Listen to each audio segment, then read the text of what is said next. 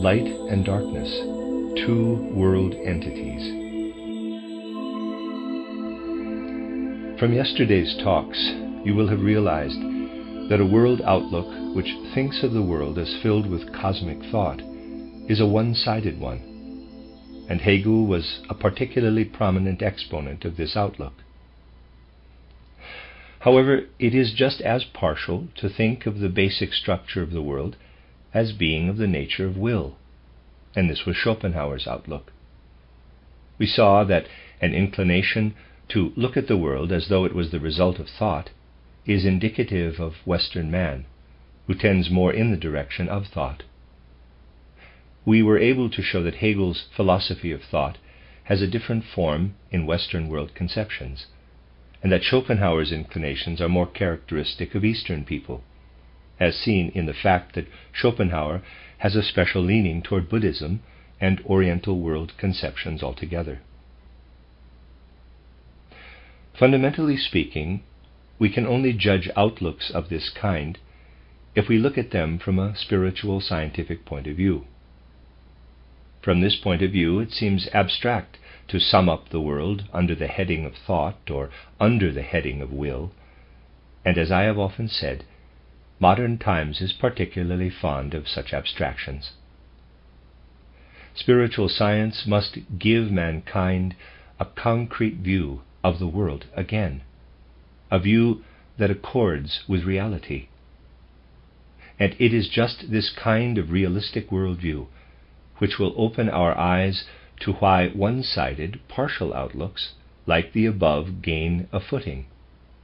Hegel and Schopenhauer were, of course, great people and men of genius, and what people of their caliber saw is certainly there in the world. It just has to be looked at in the right way. Let us start today by being clear about the fact that as human beings we experience thought within ourselves. When someone speaks of his thought experiences, he has a direct experience of it. We could not experience thought, of course, if the world were not full of thoughts. For how could we draw thoughts out of our sense perceptions if thoughts were not there as such in the world? Now, as we know from previous studies, man's head organization is constructed in a way that makes it especially capable of taking in thoughts from the world. It was formed and structured by thought. At the same time, however, the human head organization points to our previous incarnation. We know that the human head is actually the metamorphosis of the previous earth life, while the human limb organization points to future incarnations. Roughly speaking, our head is a metamorphosis of the limbs of our previous incarnation, and our present limbs and everything connected with them will be transformed into the head we shall have in our next incarnation. At present, thoughts function in the head chiefly, in the life between birth and death. As we have seen, these thoughts are also the metamorphosis of that which was achieved as will in our limbs of a previous incarnation. And the will which is active in our present limbs will be transformed into thought in our next incarnation. When you have this picture, you can say that thought can now be seen as what is continually emerging in the course of human progress as transformed will.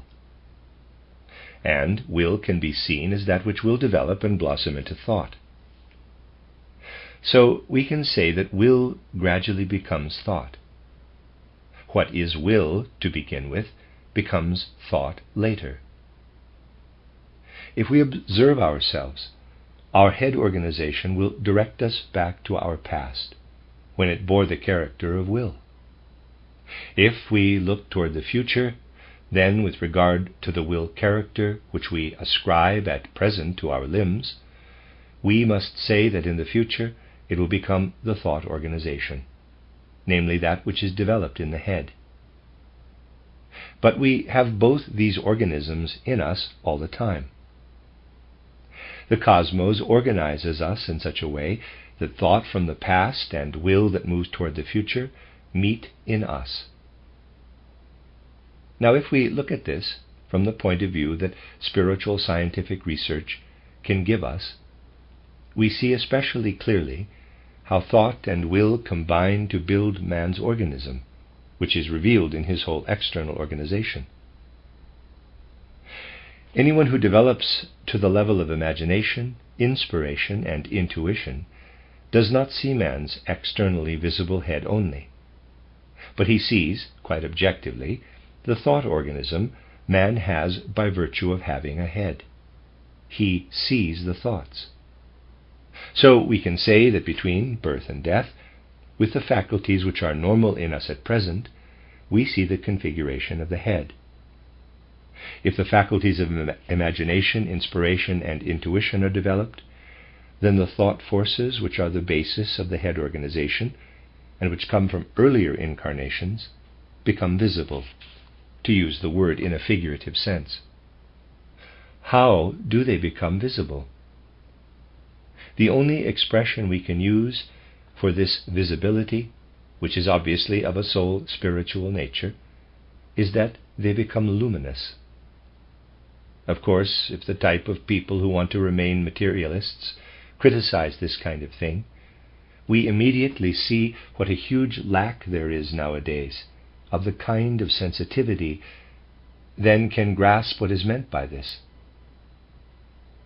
I have stated clearly enough in my Theosophy title and other works that of course I do not mean that a new physical world or a new edition of it appears when we look at man's thought organization with imagination, inspiration, and intuition. This experience is just the same as our experience of light in the physical world. To be exact, we should have to say that external light evoked a certain experience in the human being. Imagination gives him the same experience of the thought element in the head as sense perception gives him of light in the external world. So we can say that the element of thought, looked at objectively, is seen as light, or rather it is experienced as light. In that we are thinking human beings, we live in the light. We see external light with physical senses. We do not see the light that becomes thought because we live in it. In fact, as thinking beings, we are it. We cannot see what we ourselves really are. If we step out of these thoughts and enter imagination, inspiration, and intuition, we then confront it and see the thought element as light. If we are speaking about the complete world, we can say that we have the light within us, only it does not appear to us as light there because we live in it. And by having it and making use of it, it becomes our thought. You take possession of the light, as it were. You take into yourself the light that otherwise appears outside you. You differentiate it and work with it. This is what your thinking is. It is being active in light. You are a being of light. But you do not know that you are, because you live right in it. But the thinking you do is how you live in light. And when you see thinking from outside, you certainly see light. Now, imagine the cosmos, and there's a drawing. You see it during the day, of course, flooded with light. But now, imagine you were to look at the cosmos from outside. And now let us do the opposite. We have just been talking of the human head, which has the development of thought within it and sees light outside. In the cosmos, we have light which is perceived by the senses. If we get outside the cosmos and look at it from beyond, what does it look like? Like a web of thoughts. The cosmos seen from inside is light, and seen from outside is thought. The human head seen from inside is thought, and seen from outside is light. This way of thinking of the cosmos can be extraordinarily useful and instructive if you want to go into it and make use of it. Your thinking, in fact your whole soul life, will become much more mobile than usual if you learn to picture things such as, quote, if I were to get outside myself, as I always do when I go to sleep, and look back upon my head, that is, upon myself as a being of thought, I should see myself as luminous. If I were to get outside the world, outside the light-filled world, and see it from beyond, I would see it as a thought image, as a being consisting of thought, close quote. You see, light and thought belong together. Light and thought are the same thing, seen from different sides. Now, our thoughts are actually that part of us which comes from the past. They are the maturest thing about us, and are the result of earlier incarnations. What was once will has become thought, and as thought it appears as light. You will be able to feel from this that where there is light, there is thought. But what is its nature? Thought in which a world is perpetually dying away. A past world dies away in thought, or we could say in light. This is one of the world's mysteries. We look out into the cosmos. It is flooded with light. Thought lives in light. But it is a dying world that lives in this thought-filled light. The world is perpetually dying away in the light. When a person like Hegel observes the world, he observes the continuous dying away of the world. People who are drawn to the withering, dying, fading element of the world become men of thought. As it dies away, the world becomes beautiful. The Greeks, who were alive through and through with inner human qualities, rejoiced in the outer spectacle of beauty shining forth as the world dies away. For the world's beauty shines in the light as this world dies away. The world will not be beautiful if it cannot die, and as the world dies, it shines. Thus what comes forth from the light of the constantly dying world is beauty. This is how to look at the world qualitatively.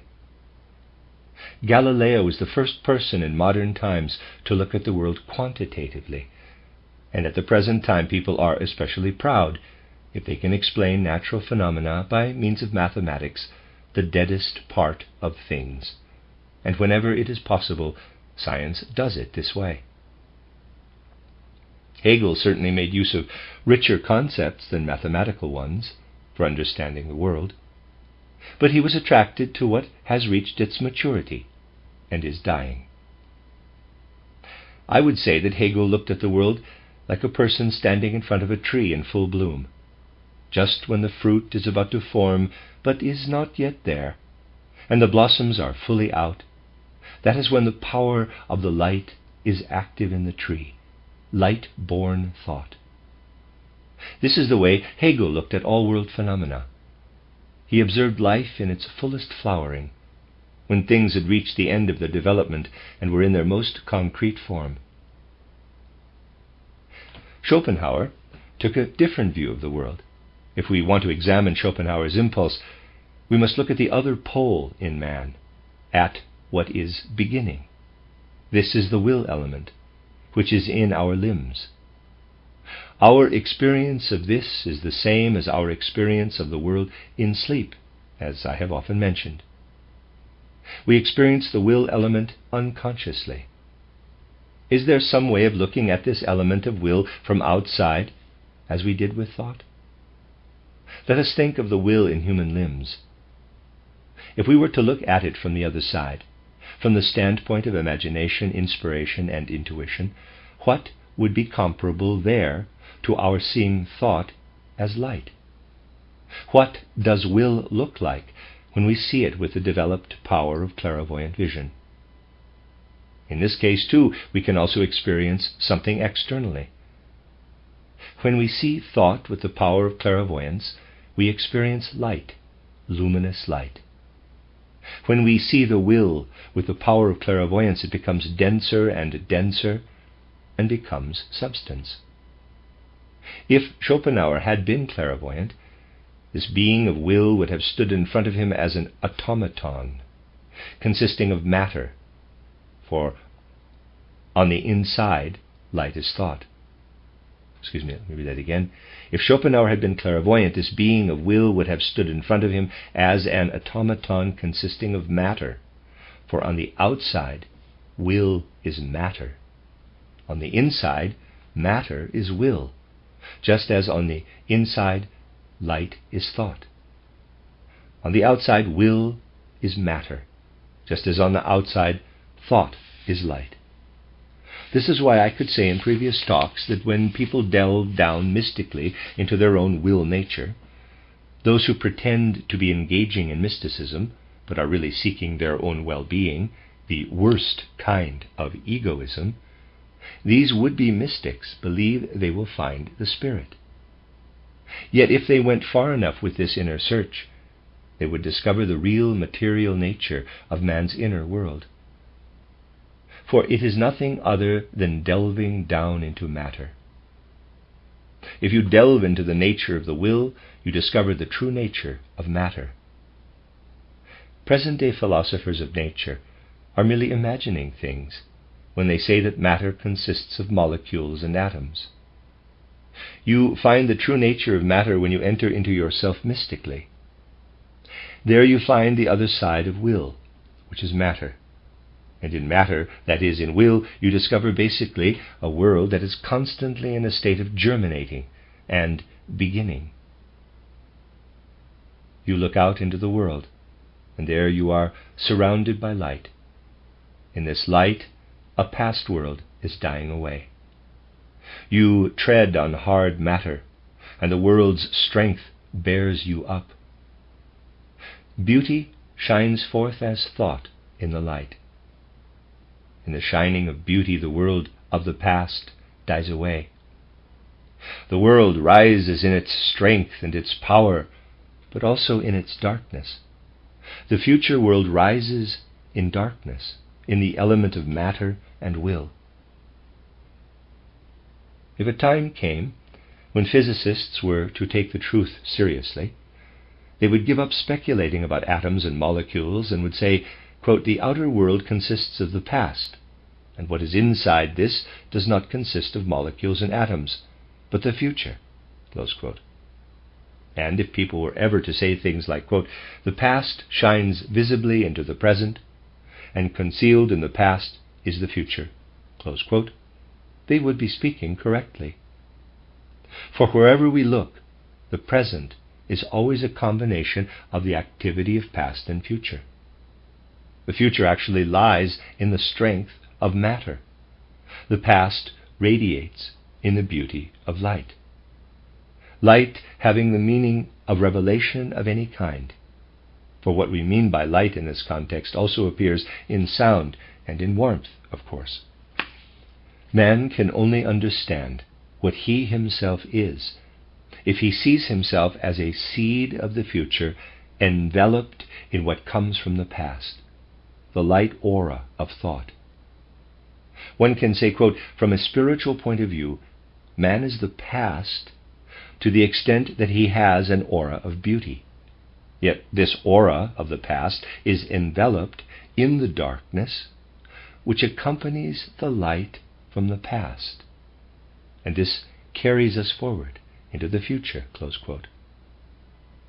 Light is the element that shines to us from the past, and darkness points to the future. Light has the nature of thought, darkness of will. Hegel had a leaning to the light that is revealed in the growth process and in the ripest blossoms. When Schopenhauer observed the world, he was like a person standing in front of a tree and who is not actually enjoying the magnificence of the blossoms, but has an inner urge driving him to wait for the moment when the fruit begins to swell. He rejoices over the power of growth. It eggs him on and makes his mouth water at the prospect of the peaches that will develop out of the peach blossoms.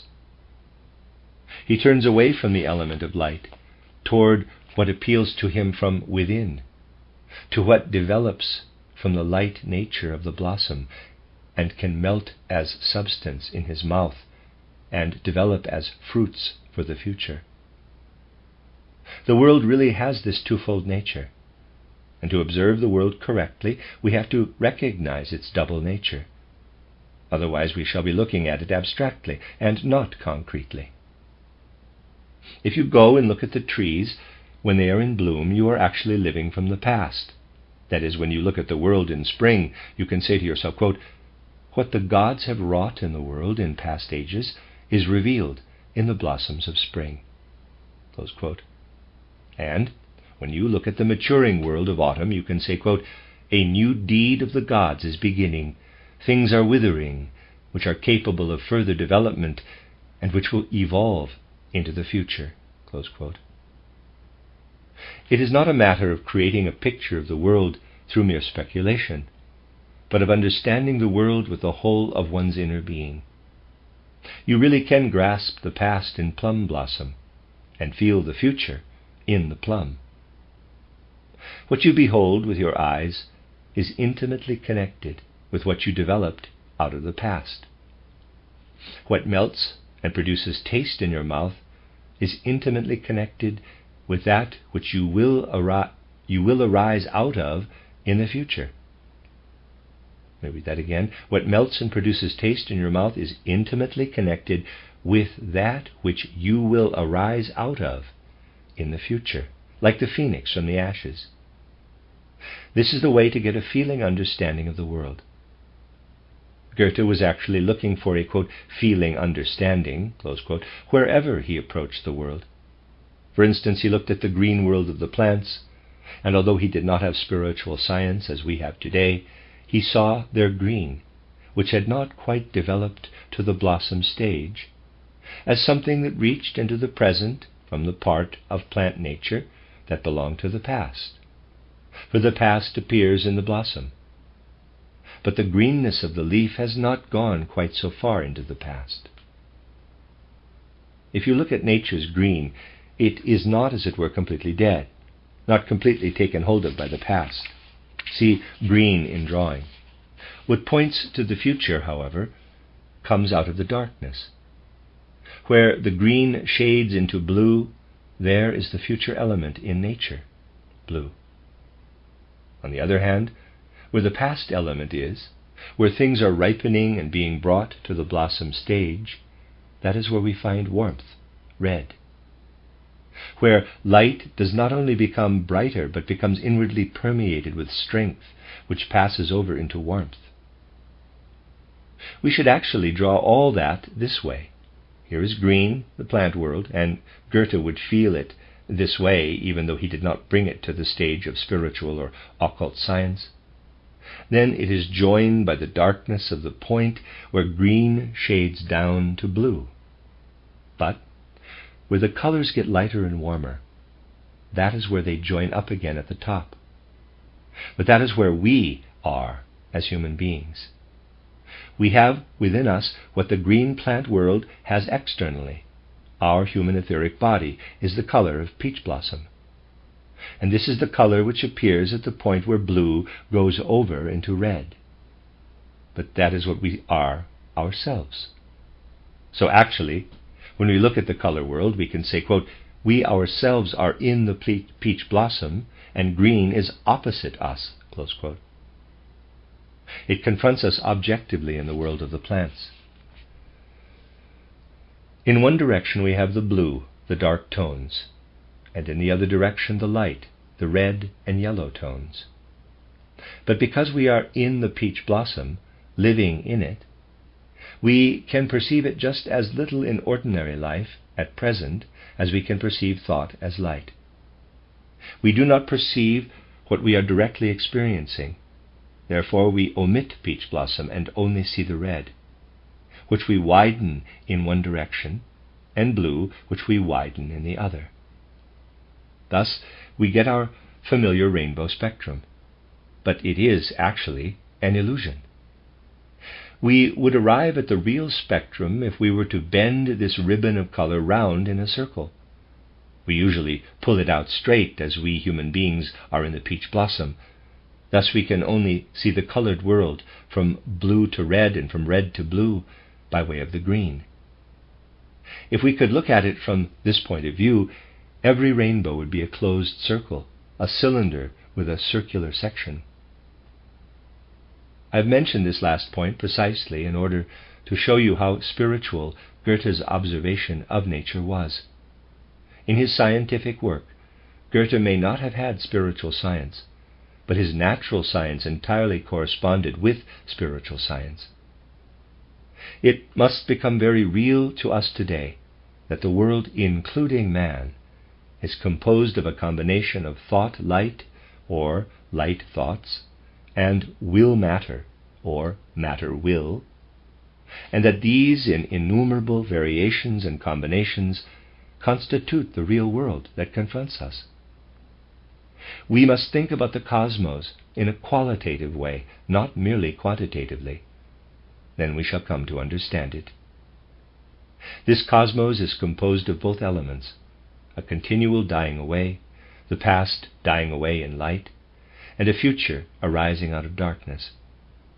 The ancient Persians, from out of their instinctive clairvoyance, gave the name of Ahura Mazda to what they felt as the past dying in light, and Ahriman to the future in the dark realm of the will. So you see, there are these two world entities, light and darkness. Light with its living thought and dying past, and darkness where the will germinates and the future comes into being. When we get to the point of seeing thought, not in the abstract but as light, and will not in the abstract but as darkness, even as something material, and when we come to see the warm side of the spectrum connected with the past and the material, the chemical side connected with the future, then we shall stop being abstract and become concrete. Then we shall no longer be such dried-up, pedantic, intellectual thinkers as before, for we shall know that what is doing the thinking in our heads is actually the same thing as the light that shines about us.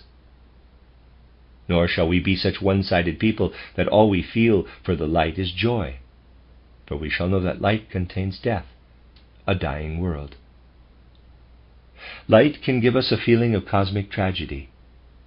Thus we get away from mere abstraction, mere thought, and come into an element of movement. And in darkness we can see the part of the future that is coming into being. We even find in it the element that incites passionate natures like Schopenhauer. In short, we go from the abstract to the concrete. Cosmic images arise before us in place of mere thoughts and abstract will impulses. That is what we were going in search of today. Next time we shall follow the track of the surprising reality we discovered today, thought becoming light, and will becoming darkness, and go in search of the origin of good and evil. We shall penetrate from our inner world into the cosmos and look for the reasons for good and evil. Again, not in an abstract religious realm, but we want to see how we can break through to a knowledge of good and evil, now that we have made a start with understanding the light aspect of thought and the dark aspect of will. More about this next time.